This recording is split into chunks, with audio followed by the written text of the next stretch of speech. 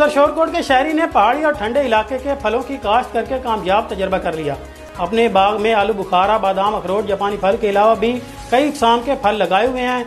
इसी हवाले से वहाँ पर हमारे नुमाइंदे अवैस अमीर मुगल मौजूद हैं, उनसे जानते हैं। जी अवैस, क्या तफसीलात हैं?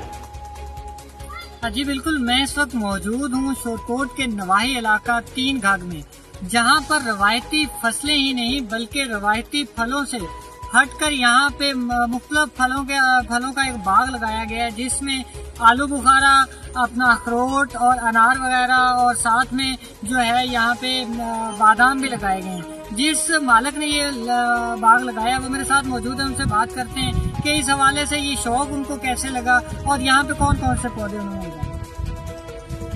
जी जनाब, यहाँ मैंने अल्हम्दुलिल्लाह तकरीबन 15 से 20 किस्म के पौधे लगाए हुए हैं।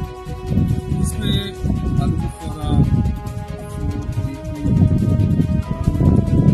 किस्म के यानी कुछ यहाँ पंजाबी पौधे कह लें या कुछ पहाड़ी बीच में मिक्स करके 15 से 20 पौधे मैंने इकट्ठे करके एक गार्डन बनाया हुआ है।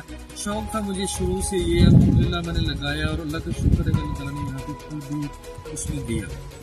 शुक्र अल्लाह का, यानी कि सारी चीजें मैंने अपने हाथों से लगाई हैं और हर पौधे ने फल उठाया। आप किसानों को कोई मैसेज देंगे? रवायती फसलें जो है वो यहाँ पे उगाई जाती हैं, जैसे कि गन्ना है, चावल और गंदम, आप किसानों को क्या बताएंगे?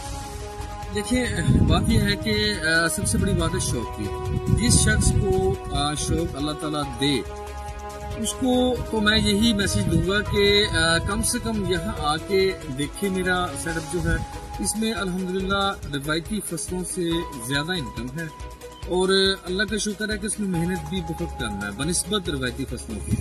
तो जिसको शौक पड़ेगा वो ही समझेगा आगे। अब ये नहीं है कि मैं किसी को जबरदस्ती उसके दिमाग में ठोसना चाहूँ, क्योंकि शौक ना हो तो फिर वो जो है ना वो पूरी दिलचस्पी से काम नहीं कर सकेगा। जी बिल्कुल, जैसा कि आपने सुना, इनका यही कहना है कि 20 से ज्यादा पौधे जो हैं वो मुख्तलिफ किस्म के इन्होंने लगाए हुए हैं और साथ में किसानों के हवाले से इन्होंने कहा है कि मेहनत तो बहुत ज्यादा है लेकिन फल भी वैसे ही मिलता है। जी शुक्रिया अवैस। सरगोदा की तहसील